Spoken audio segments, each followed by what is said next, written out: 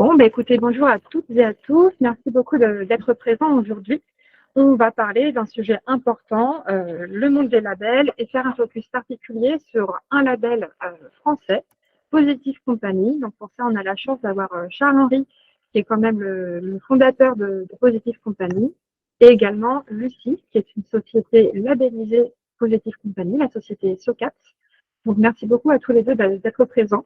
Je vous passe la parole juste après pour vous présenter, puisque j'ai une petite slide pour vous.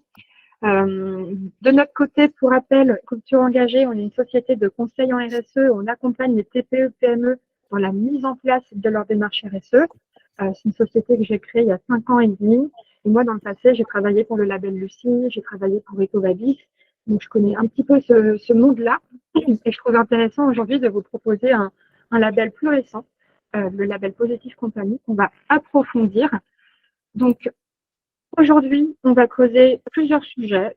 Concrètement, qu'est-ce que le label Positive Company? On va parler de comment ça marche, quels sont les sujets à évaluer, combien ça coûte. On aura aussi le témoignage d'une entreprise. Donc ça, c'est vraiment super pour vous parce que ça va vous apporter du concret, un retour d'expérience vrai aussi sur comment l'entreprise a vécu la démarche et comment elle utilise ce label. Et puis, voilà, on fera une petite conclusion ensemble. Si vous avez des questions, vous pouvez les poser dans le chat. On y répondra soit au fur et à mesure si jamais elles sont en lien avec ce que l'on dit directement, soit on les gardera pour la fin. En tout cas, on répondra à tout.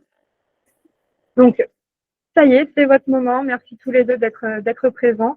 Je vais pas être très originale. Je vais d'abord passer la parole à Charles-Henri pour qu'il se présente et il nous explique un petit peu qui tu es. Avec plaisir. Bonjour à toutes et à tous. Je suis ravi et merci Marion de nous laisser la parole aujourd'hui. Moi, je suis le fondateur de Positive Company, effectivement, qui existe depuis 2019, dernier des labels généralistes en termes de RSE. Et je suis aussi cofondateur de We Are Europe. Peut-être certaines ou certains d'entre vous connaissent. C'est une association qui vise à promouvoir la durabilité à l'échelle européenne et qui fédère notamment l'ensemble des cabinets de conseil dans toute l'Europe sur ces sujets-là et qui porte finalement la parole de ces cabinets à la Commission. Voilà, donc c'est une association qui fonctionne depuis 9 mois maintenant. Voilà, donc les deux sont assez liés évidemment parce que le point commun c'est la fierté du Made in France et du Made in Europe, on va dire, et des valeurs qu'il y a derrière tout ça. Super. Merci Charles-Henri. Lucie. Bonjour à tous, donc moi je suis Lucie, donc je suis la directrice financière pour la société SOCAPS, donc j'expliquerai l'activité un petit peu plus tard, et je suis en charge aussi de tous les sujets qui touchent aux ressources humaines et plus particulièrement à tout ce qui est diversité et inclusion. Étroitement lié aussi au label Positive Company, c'est pourquoi nous sommes ici aujourd'hui. Et vous êtes société à mission aussi. Et nous sommes société à mission, tout à fait. Super. Mais écoutez, moi je suis vraiment très heureuse de vous avoir tous les deux et j'espère qu'on va apporter plein de concrets et de réponses aux questions que nos clients se posent. Et écoutez, on va tout de suite se lancer. On va d'abord parler du label.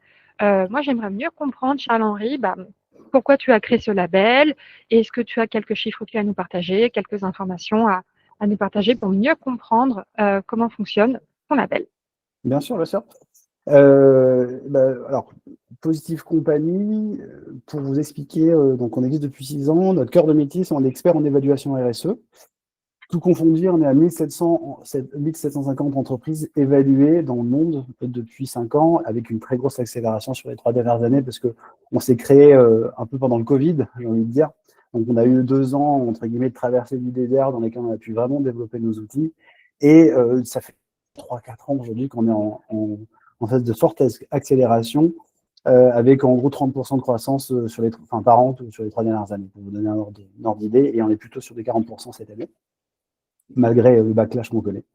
La proposition de valeur initiale chez Positive Company, c'est clairement de mettre à l'honneur les parties prenantes. Donc en fait, notre méthodologie de labellisation est basée sur un constat, c'est que, encore plus avec ChatGPT aujourd'hui, c'est qu'en 3 minutes, vous pouvez pondre n'importe quelle charte RSE QVT, mobilité durable, avec en 3 clics sur un outil d'IA, mettre ça sur des plateformes et globalement obtenir des points, alors que parfois, ce n'est pas du tout appliqué dans les entreprises. Et inversement, quand on est des plus petites structures et qu'on n'a pas toute la documentation qui va bien, c'est pas parce qu'on n'a pas toute cette documentation qu'on n'est pas engagé. Et en fait, on a répondu avec Positive Company à une vraie problématique qui était finalement d'être un témoin neutre de l'engagement de l'entreprise par rapport à ses parties prenantes. Et donc, la méthode de labellisation aujourd'hui basée sur deux principales étapes, assez rapides, en 3 mois de temps max. Vous avez un audit en ligne qui est en open source, donc n'importe qui peut aller aujourd'hui créer son compte et regarder le questionnaire en ligne. Ça va de 15-20 questions à 180 pour les très grandes entreprises. Donc, vous allez avoir un volume de questions qui fait évidemment fonction à la fois des enjeux, mais aussi à la fois, parfois, plus on monte dans les grandes entreprises, plus il y a des sujets réglementaires qui tombent, comme le devoir de vigilance, ce genre de choses. Et donc, on fonctionne de manière assez conventionnelle. Vous avez des questions avec des propositions de réponse. Quand vous cochez certaines des propositions de réponse, vous allez avoir un certain nombre de points qui est attribué. Je dis aujourd'hui parce qu'on est en train de faire évoluer ça assez fortement sur début d'année, mais à ce jour, on a 5 piliers d'audit, le cœur d'activité de l'entreprise, sa gouvernance, son environnement, son empreinte sociale et son empreinte environnementale. Sociétale, pardon. Donc, on a vraiment 5 piliers d'audit. Ces 5 piliers d'audit, début d'année prochaine, vont être refondus en 3 piliers pour s'allier 100% avec la VSNE, ESG, pour entrer dans du conventionnel. Mais dans tous les cas, on va garder les mêmes niveaux d'attente, les mêmes exigences et la même typologie de fonctionnement avec des questions et boîtes à outils. Donc ça, c'est la première étape. N'importe qui peut se lancer dans la démarche en commençant à se confronter à ce questionnaire.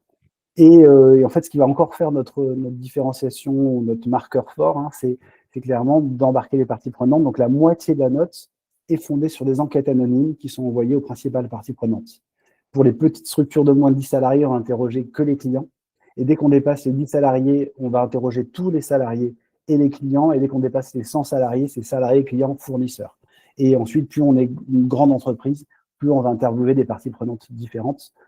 Pour des très, très grandes entreprises, je pense notamment, on a aujourd'hui dans nos labellisés, on a le groupe Manpower, c'est 3 ou 4 000 salariés. On a le groupe EBRA, c'est 5 ou 6 000 salariés. On a eu le groupe Ouest France. On a, je dirais, des très grandes entreprises aujourd'hui, évidemment, qui sont labellisées chez nous. Dans ces cadres-là, on va interroger des partenaires d'affaires, on va interroger, je pense pour la presse, on avait interrogé des porteurs qui permettaient notamment d'aller amener le journal. Donc, vous voyez, on va dans une finesse qui est de plus en plus importante avec la taille de l'entreprise et ses enjeux de parties prenantes. Donc, tout ça pour vous dire que Positive Company, la méthodologie, c'est 50% de la note sur, finalement, vos pratiques en termes de RSE politique et résultats, et 50% sur comment c'est perçu par vos parties prenantes. Et encore une fois, à l'heure de l'IA, on pense vraiment que ce modèle-là a un grand avenir. Voilà.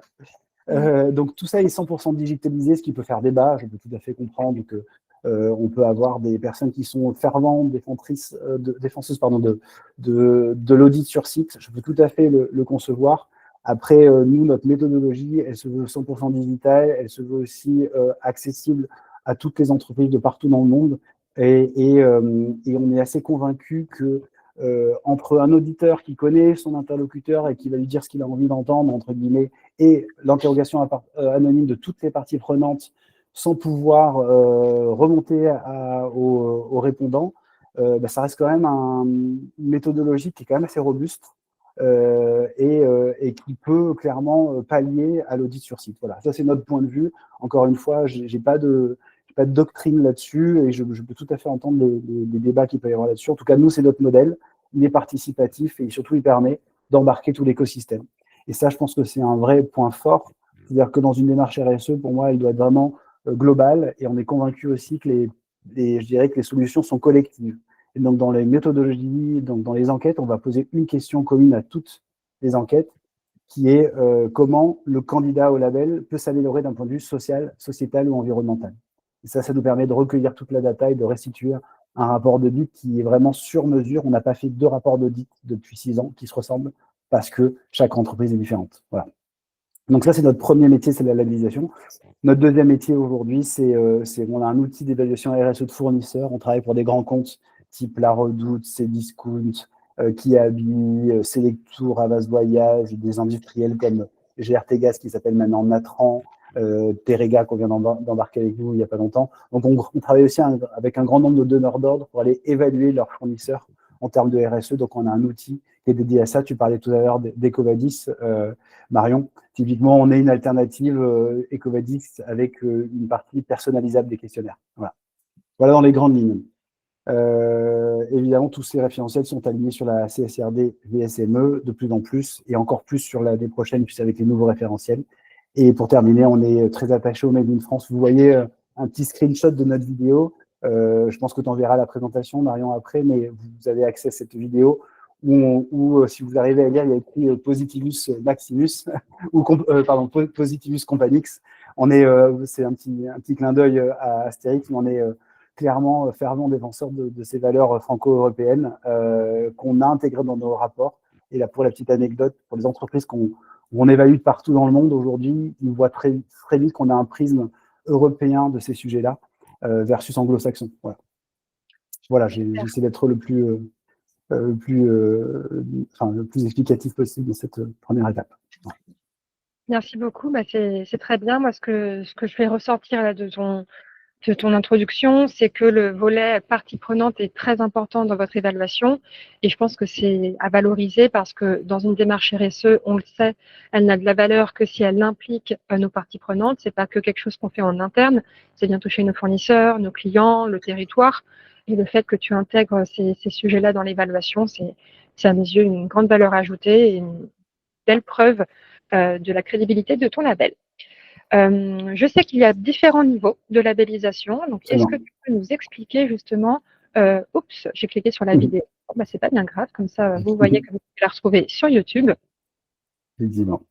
Je requitte et je passe à la slide d'après.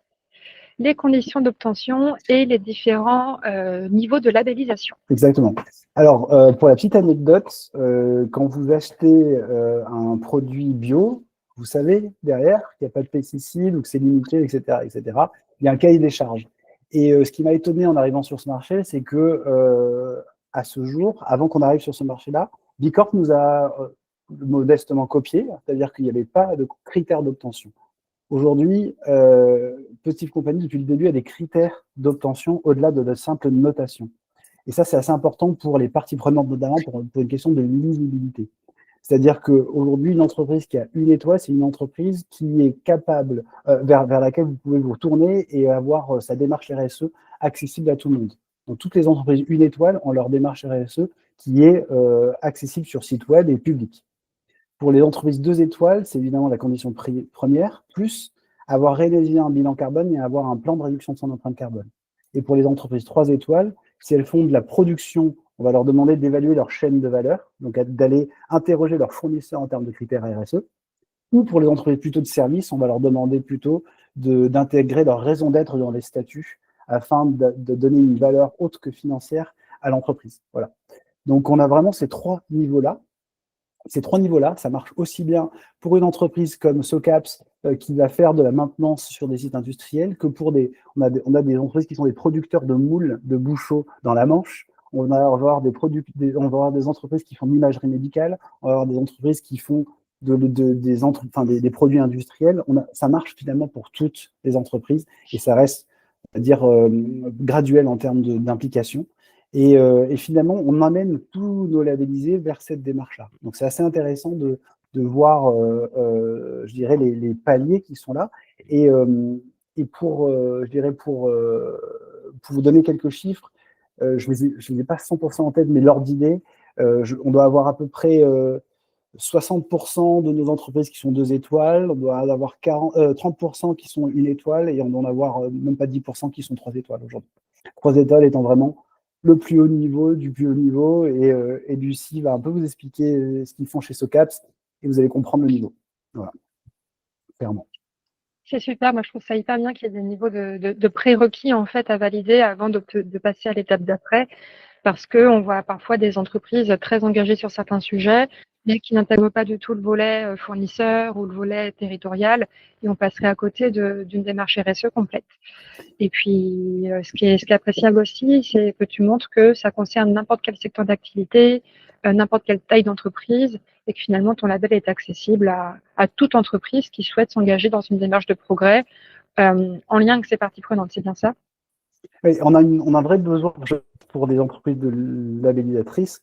On a vraiment un besoin de transparence, à la fois sur la méthodologie, sur les questionnaires qui sont adressés aux candidats au label, comme sur les tarifs.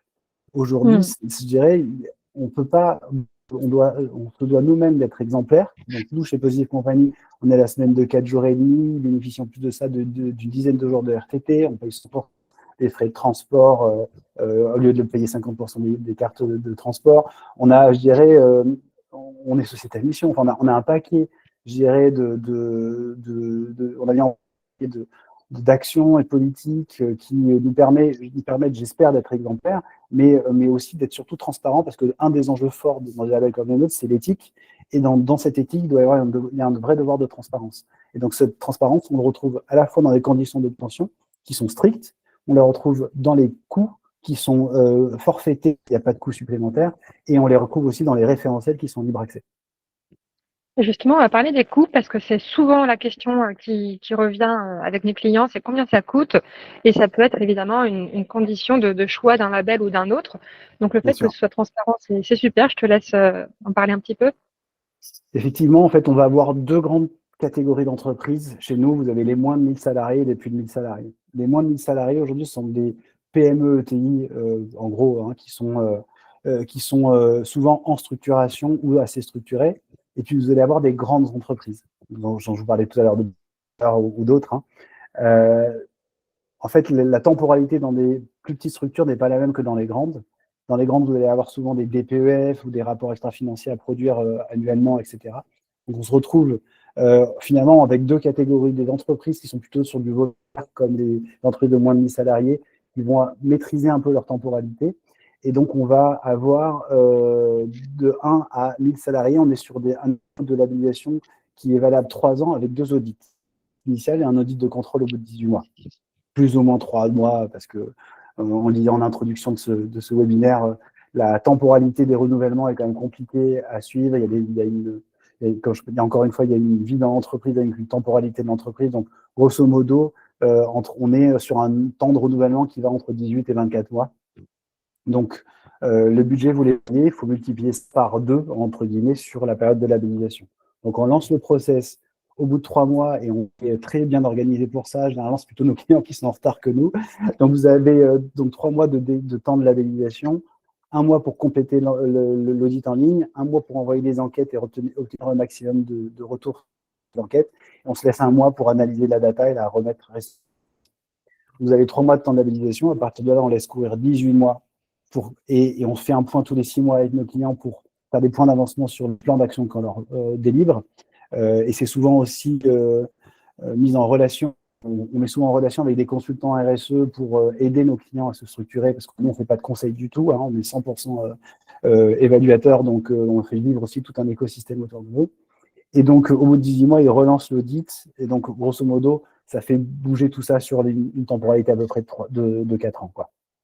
Donc, vous voyez le budget pour une petite entreprise, c'est 1 950 € x 2 pour 3 ans et quelques, quoi. Il y a des clients aussi qui le font tous les ans, et il y a des clients qui prennent un peu, qui le font tous les 2 ans. Mais en moyenne, c'est 18 mois. Et pour les grandes entreprises, c'est un renouvellement tous les 2 ans. Très bien. Ouais. Bah, écoute, c'est assez transparent, donc c'est très bien.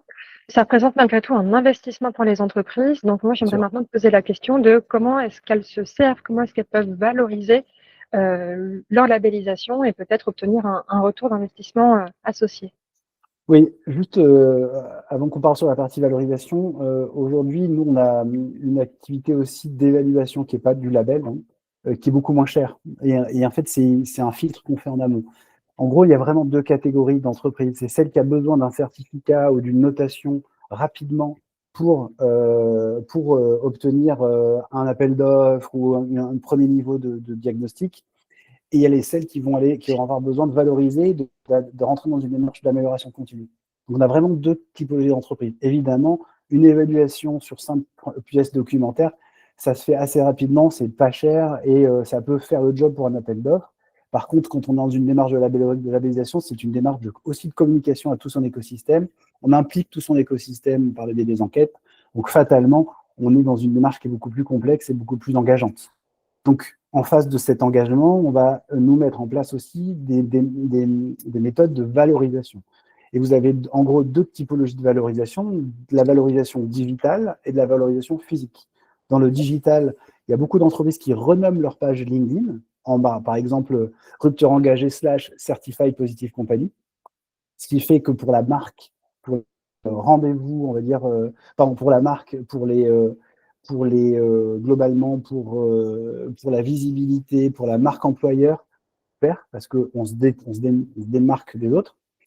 On a créé une page web dédiée. Je ne sais pas si tu peux cliquer dessus, Marion. Je ne sais plus vers quoi ça le lien, mais normalement, on a un modèle de page dédié. Je ne le fais pas tous les jours.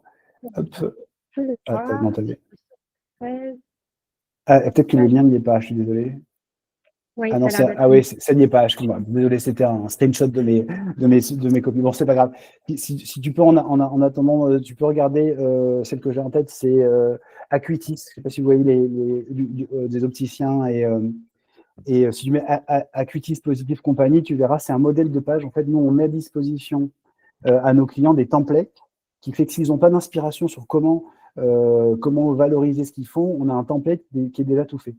Donc, vous voyez, typiquement, ils ont utilisé notre template qui explique la note, le score, qu'est-ce que c'est, pourquoi ils ont choisi ce label, les étapes clés, etc. Donc, on a ce template qui est disponible pour tous nos clients, qui facilite aussi la transmission des informations, qui fait partie de la première étape, présenter sa démarche RSE. Donc, vous voyez un petit peu comment c'est présenté, effectivement.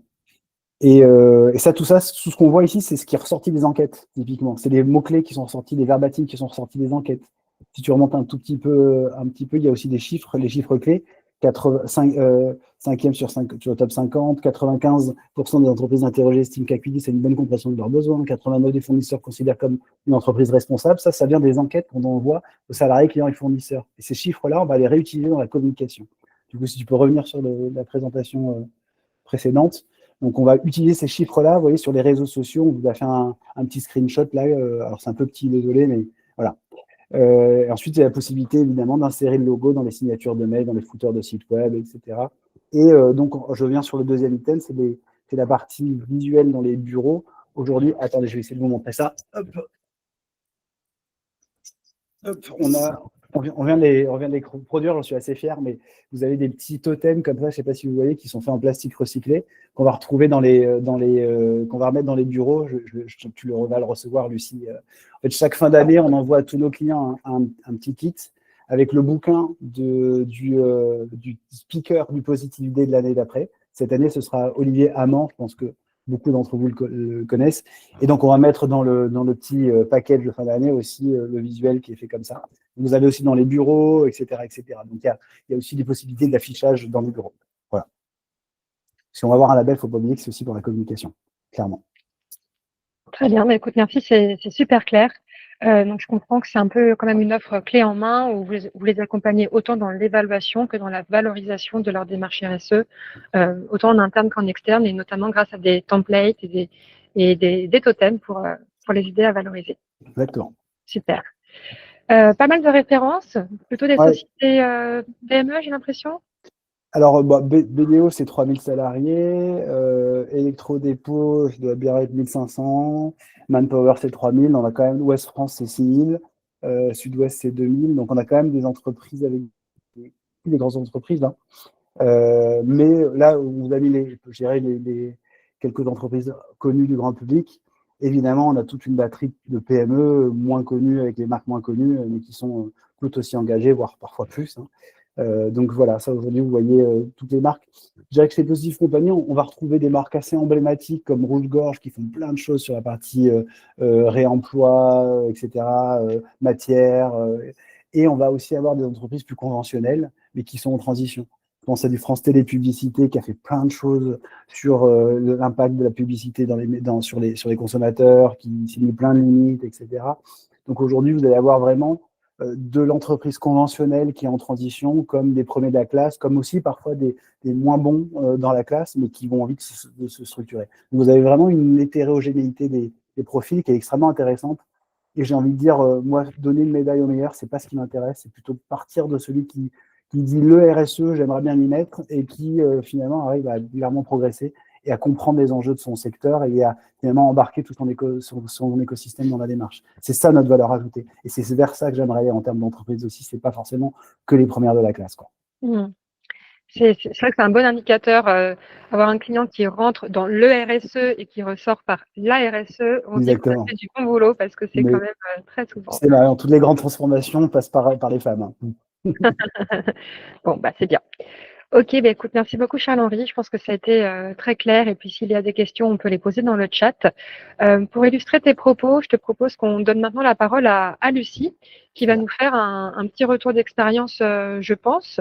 Mais avant, c'est vrai que tu n'avais pas fini. Oui, non, mais je vais aller rapide. Je suis désolé, le temps passe. Mais pourquoi se labelliser aujourd'hui? C'est clair. Bon, ça revient sur ce que j'ai dit, mais il y a des sujets de marque, il y a des sujets business, parce qu'on est de plus en plus reconnu par les donneurs d'ordre. Donc, fatalement, notre label est exigé. On est reconnu aussi comme label de référence par EcoVadis, ce qui fait que ceux qui ont besoin de monter en notation sur EcoVadis passent notre label. Dès que j'ai fait cette annonce, on a eu 10 clients le lendemain qui ont dit moi, je veux le label pour avoir plus de points sur EcoVadis. C'est frustrant, mais c'est la réalité. Et après, c'est toute la notion de communauté avec des événements réguliers pour se rencontrer. Et ensuite, les avantages, c'est clairement la marque employeur. Tout ça, je vous l'ai présenté, hein, avec aussi un groupe WhatsApp où tous les vendredis, on diffuse les 3 news RSE à retenir. Et vous voyez que vous allez avoir des groupes par géographie, ce qui permet aussi d'échanger les uns avec les autres, ou par thématiques comme les achats responsables, etc. Voilà. Ouais, très bien. Parce que c'est souvent aussi ce qui est demandé par les sociétés qu'on accompagne, c'est de l'entraide, des échanges, parce que parfois on a l'impression d'être un peu tout seul dans notre coin, alors qu'on se rend très vite compte que tout le monde partage les mêmes enjeux de comment mobiliser ses collaborateurs, comment embarquer les fournisseurs. Enfin, c'est des problématiques communes à toutes les entreprises. Donc, de pouvoir échanger sur ces groupes, je pense que c'est très apprécié. Tout à fait. Sur le slide suivant, je pense que le mieux, qu'est-ce que ça apporte, c'est pas moi qui dois le dire, c'est plutôt Lucie. Allez. Donc, très bien. Eh bien, écoute, on va vérifier hein, si Lucie est d'accord avec toi. Merci en tout cas, Charles-Henri. Je ne veux pas spoiler le truc, mais je pense un peu sinon je ne viendrai pas témoigner. Eh bien, on va vérifier ça quand même. Eh bien, ravie, Lucie, de t'avoir aujourd'hui. Je te laisse peut-être présenter un petit peu plus SOCAPS et expliquer pourquoi vous êtes dirigé vers Positive Company. Tout à fait. Donc, chez SOCAPS, nous, notre métier, c'est de faire de l'assistance technique dans l'industrie. Donc, on fait de l'assemblage, de l'installation, de la maintenance de lignes de production, principalement dans les secteurs de l'agroalimentaire, santé cosmétique ou encore les clean tech. Ce qui est important et ce qui fait partie de notre identité, c'est que pour la partie européenne, on est une société coopérative. Donc qui s'appelle SOCAPS SA. Donc, tous les techniciens qui travaillent avec nous sont actionnaires de cette coopérative. On est une entreprise internationale, donc on est basé, la maison mère est en France à Rouen, mais on a aussi un bureau à Atlanta, un bureau à Singapour, un bureau de représentation en Afrique du Sud et encore dans d'autres zones du monde. Notre but étant d'être au plus proche de nos clients sur la planète. En termes d'engagement RSE, donc SOCAPS a été la première entreprise normande à adopter la qualité de société à mission. Donc, je ne sais pas si c'est clair pour tout le monde ce statut, mais juste pour résumer très rapidement. Donc, en fait, on a choisi de formaliser et de transcrire dans nos statuts une raison d'être ainsi que des objectifs sociaux ou environnementaux. C'est aussi se doter d'un dispositif de gouvernance qu'on appelle le comité de mission qui s'assure de l'atteinte des objectifs. Et enfin, on se soumet régulièrement à un audit qui est réalisé par un organisme tiers indépendant qui vient vérifier et certifier qu'on met tous les moyens en œuvre pour avoir cette qualité de société à mission. Donc, nous, très rapidement, nos 3 objectifs principaux peuvent se résumer en people, donc l'humain, prosperity, et enfin la planète. Donc, toute notre stratégie d'entreprise tourne autour de ces objectifs. C'est ce pourquoi Positive Company entre clairement dans le périmètre. Au moment où nous avons adopté la qualité de société à mission, on s'est dit qu'il fallait qu'on ait l'évaluation d'un label RSE, qui est Positive Company, pour avoir notre évaluation et voir ce sur quoi nous devions progresser, travailler et être en fait en constante amélioration continue. Donc, on a déjà fait plusieurs audits avec Positive Company. Et donc, le but est justement de pouvoir nous améliorer au quotidien. Et pourquoi est-ce que vous êtes dirigé vers Positive Company quand tu as fait la recherche des labels que tu pouvais obtenir? Donc, pourquoi Positive Company? Parce que, en fait, déjà, nous, on cherchait un label français. On ne voulait pas s'orienter, en fait, justement, dans notre statut de société à mission, on souhaite justement travailler avec du local. Donc, c'est vrai que le fait que Positive Company soit un label français et basé sur les normes européennes était un vrai plus pour nous. Ensuite, c'est un label RSE complet. Donc, on a une évaluation documentaire, plus tout un dialogue avec les parties prenantes, donc un audit 360. Donc, en fait, on interroge nos collaborateurs, on interroge nos clients, on interroge ce que je vais appeler nos sociétaires, donc c'est nos members, donc c'est tous les actionnaires de la coopérative ou parce que ailleurs dans le monde, ils sont pas actionnaires, mais c'est les members de SOCAPS. C'est combien de personnes, T'as combien de personnes que vous interrogez comme ça dans le monde? On a une base de plus de 1000 members. Donc, il y a quand même 1000 personnes dans le monde entier qui ont reçu le questionnaire Positive Company et qui devaient s'exprimer sur la relation qu'ils avaient avec SOCAPS et leurs engagements. Exactement. Donc, du coup, Positive Company prend vraiment, récolte les avis de tout le monde et ça fait partie totale de l'évaluation. Ensuite, le label intègre des enjeux sociaux, environnementaux et de gouvernance. Donc, comme je l'expliquais juste avant, ça fait exactement partie de nos objectifs en tant que société à mission. La plateforme est vraiment simple d'utilisation. Ça aussi, c'est important, que ce soit pas une grosse usine difficile à comprendre. Là, vraiment, c'est très facile à appréhender et à utiliser. La proximité, on est suivi par un chargé de compte, d'affaires. Il y a une facilité de communication et surtout une adaptabilité très forte. Quand on a commencé ensemble tout au début, on vous a demandé de faire le questionnaire en anglais. On a déjà demandé à ajouter, enlever des questions. Enfin, vraiment, il y a de la discussion. On peut, Positive Company s'adapte vraiment à l'entreprise. Alors attention, hein, bien sûr, le questionnaire reste. Vous avez vos propres normes et on peut pas tout enlever ou tout modifier. Mais en tout cas, il y a une vraie adaptabilité, une vraie écoute du client. Et pour nous, ça a une vraie complémentarité avec le statut de société à mission et le suivi de nos indicateurs. Et juste, je me permets, je regardais les chiffres en même temps. Sur le dernier audit, il y avait 51 salariés en taux de retour. On a eu 51 retours. Donc, 100% des salariés ont répondu à l'enquête. Sur les sociétaires, il y avait 600 à l'époque, vous avez bien grandi. Il y en a 135, donc on a eu 23% de taux de retour. Sur les fournisseurs, vous avez interrogé les 12 plus importants, on a eu 9 retours, donc 75%. Donc on voit quand même qu'il y a de l'implication et que ça fonctionne, quoi, les enquêtes. Hein. Parce que c'est souvent un enjeu quand on intègre une entreprise aujourd'hui, c'est d'avoir un taux de retour suffisant sur les enquêtes et ça marche, quoi. Voilà. Oui, tout à fait. Et nous, sur nos collaborateurs, c'est vraiment notre baromètre social, si je puis dire. C'est que c'est vraiment l'enquête Positive Company qui nous permet de voir comment se positionnent nos collaborateurs, comment ils se sentent au sein de la société. On fait aucune autre enquête en parallèle de cela. Et on a d'ailleurs... On avait pour habitude toujours tous les ans d'interroger nos clients, mais maintenant, l'interrogation de nos clients et de toutes nos parties prenantes ne se fait que par le biais de Positive Company. Et ce qui est intéressant, c'est qu'on voit du coup, il y a une homogénéité sur les questionnaires et donc on voit la progression d'une année sur l'autre.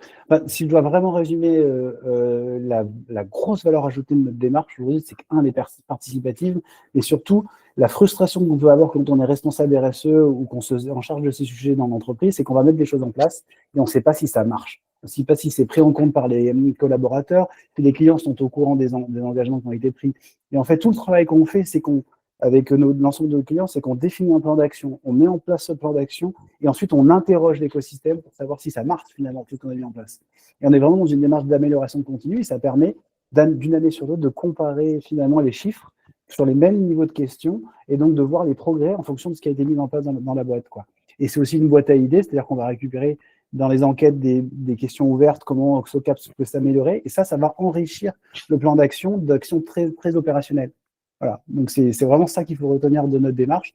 Après, on a de plus en plus des benchmarks qui sont sectoriels, donc on est capable de dire SOCAPS, comment se positionne SOCAPS par rapport à ses concurrents, puisqu'on a un grand nombre maintenant d'entreprises labellisées, et en plus, avec tout ce qu'on fait en termes de scoring fournisseur aussi, on a encore de plus en plus de data qui nous permettent de pouvoir les positionner d'un item à un autre, quoi. Voilà. Et ben justement, en parlant d'évolution des notes, de progression, vous devez être assez fier aussi de l'évolution que vous avez eue au fur et à mesure des années. Tout à fait. Du coup, voilà, sur notre première labellisation, donc en 2021, donc on était ressorti en 3 étoiles avec une note de 70,29 sur 100. Et ensuite, sur les deux audits suivants, donc on a réussi à maintenir donc déjà notre label de 3 étoiles, ce qui est déjà important pour nous. Mais le défi qu'on se fixe, c'est d'être toujours en croissance et en amélioration, ce qui n'est pas facile parce qu'en parallèle, sur les années, l'exigence de Positive Company augmente aussi, puisque c'est normal, le secteur, toutes les entreprises évoluent aussi en termes de RSE, donc l'exigence est aussi plus haute. Et donc, on essaie de toujours progresser pour pouvoir maintenir notre niveau de 3 étoiles. Et donc, en plus d'être toujours 3 étoiles, on réussit à augmenter notre note. Donc, oui, on est plutôt très fiers de ça. Bon, derrière, il y a un grand plan, enfin, il y a un grand plan d'action avec pas mal de travail, mais ça nous pousse vraiment à mettre en place des choses et ça nous donne beaucoup d'idées aussi dans la mise en place. Et ce qui est assez frustrant dans toute cette démarche-là, c'est qu'on n'arrive pas à percevoir tout ce que fait SOCAPS sur ces sujets-là, mais je peux vous assurer que c'est une entreprise modèle sur tous les sujets. C'est-à-dire qu'il n'y a pas un sujet, vous prenez la diversité, vous prenez le carbone, vous prenez les engagements d'entreprise, vous prenez le modèle d'affaires, vous prenez la gouvernance, le statut de coopératif. Enfin, aujourd'hui, SOCAPS, clairement, est de la plus haute note sur notre référentiel. C'est pas un hasard. Sur la partie carbone, ils sont SBT avec une trajectoire de réduction. Ils sont 50 salariés. Enfin, vous imaginez le boulot que c'est pour ça. Donc, ce que je trouve assez chouette, merci Lucie d'avoir témoigné aujourd'hui, c'est que SOCAPS, vous en avez jamais entendu parler. Ils sont pas en train de prôner partout, on est les meilleurs du monde et on va sauver la planète, machin. Pas du tout. Hyper humble. Par contre, ils embarquent un paquet de personnes dans l'écosystème. Thomas Meyer, qui est le dirigeant de SOCAPS aujourd'hui, est à la communauté des entreprises à mission et promeut le statut, enfin pas le statut, c'est une qualité, la qualité de société à mission dans toute la France, au-delà de la France, est au bureau de l'association. Enfin, en plus de ça, ils prennent la parole. Donc c'est vraiment, il y a un côté un peu frustrant, je trouve, que de voir tout ce que vous faites. Et nous, finalement, on vient témoigner, on vient tamponner le fait que vous êtes vraiment dans la bonne direction et que vous êtes modèle sur ces sujets-là. Ce n'est pas tous nos clients qui sont comme ça, mais c'est hyper intéressant de voir le reflet entre ce que vous faites, ce que vous communiquez finalement assez peu et ce qui se retrouve aujourd'hui dans cette notation, quoi. Ah, merci. Merci beaucoup pour tes commentaires, mais c'est vrai que aussi le fait d'être évalué, ça nous permet aussi de vraiment progresser et on se sert du retour de l'évaluation pour mettre en place de nouveaux plans d'action et s'améliorer au quotidien. Moi, par exemple, je travaille sur la partie, comme je disais au début, diversité-inclusion. Je regarde les conseils. Tiens, tu pourrais signer la charte de la diversité, tu pourrais faire ci, faire ça. Et ensuite, on évolue aussi avec toutes ces recommandations qui sont réalisées. Et là, en ce moment, sans trahir de secret, SOCAPS est en train de travailler sur un outil de scoring de l'impact des missions. Parce qu'en fait, ils font des missions partout dans le monde. Donc, ça veut dire que soit je prends quelqu'un de local pour réaliser la mission, soit je prends quelqu'un de France et l'envoyer potentiellement en avion là-bas. Donc, l'idée, c'est est-ce que les gens que je paye localement, ils sont au living wage ou est-ce qu'ils sont en dessous? Donc, tout ça, ce sont des questions qui se posent et qui permettent de scorer des missions sur lesquelles ils interviennent. Donc, ça va même aujourd'hui, au-delà de la structuration d'entreprise, ça va même au cœur de métier, quoi. Donc, c'est hyper intéressant de voir la progression. Et ça, typiquement, le scoring des missions, c'est quelque chose qu'on a suggéré sur le dernier audit. On a dit, voilà, vous êtes arrivé à un niveau de maturité aujourd'hui, il faut que votre cœur de business il soit aussi aligné avec ce que vous prenez et on y va, quoi. Donc c'est chouette. C'est très bien, je pense que la proximité et l'approche humaine du label permet vraiment aussi d'avoir des conseils personnalisés et de challenger vraiment les entreprises, surtout quand elles ont un tel niveau de maturité. C'est pas toujours facile ensuite d'aller encore dans le détail, Tout à fait. Donc, c'est là où vous avez aussi un super rôle à jouer. Je suppose, Lucie, que ça n'a pas été forcément hyper simple malgré tout de tout lancer en interne d'un coup. Est-ce que tu as des conseils à donner aux sociétés qui aimeraient se lancer et qui savent peut-être pas trop par où commencer pour obtenir le label Positive Company? Bah oui, tout à fait. Donc du coup, pour se lancer dans la labellisation, donc ce qui est important, c'est déjà de mobiliser la direction. Il faut que ce soit une envie de la direction et qui va emporter toute l'entreprise. C'est vraiment très participatif. En tout cas, nous, c'est comme ça qu'on le vit. Pensez à bien documenter ces actions pour pouvoir les justifier lors de l'audit, parce que bon bah voilà, il y a quand même beaucoup d'informations à recenser et si on en oublie, c'est des informations en moins qui seront prises en compte. Donc Ouais. voilà, plus on documente, plus ce sera facile Ouais, ensuite. juste ici, je me permets d'intervenir. En fait, plus la société est moins la société est structurée et naissante sur ces sujets-là, plus les parties prenantes vont compenser. Et ce qu'on va demander, évidemment, dans une entreprise, au bout de 2, 3, 4 audits, c'est de figer et de structurer les choses, quoi, hein, évidemment. Donc, c'est ça qui est intéressant, c'est que nous, dans les petites sociétés qui n'ont pas tout structuré, on va leur dire, OK, vous pouvez commencer, mais globalement, on va vous demander de progresser et de structurer ce que vous faites, en fait. C'est ce Ah bah, qu'on voit souvent dans les petites entreprises, c'est que on fait des choses instinctivement, mais c'est pas écrit. Le jour où le manager part, bah, c'est plus appliqué de la même manière, d'où l'importance de le formaliser. bah oui, d'ailleurs, tout au début, on n'avait pas nos actions formalisées comme elles le sont aujourd'hui. Et c'est justement après le premier audit, on s'est dit, tiens, il faut qu'on formalise un peu mieux. Donc, c'est pour ça que c'est bien de le faire au fur et à mesure. Constituer une équipe projet en interne et désigner un référent qui coordonne la collecte. Parce que voilà, faut remplir la plateforme, il faut quand même qu'il y ait quelqu'un qui coordonne, mais il faut pas que la personne soit seule. Il faut que derrière, il y ait une équipe qui aide à remplir chaque partie de l'audit. Dédier du temps au remplissage de la plateforme parce que bon, il y a quand même un petit peu de travail derrière.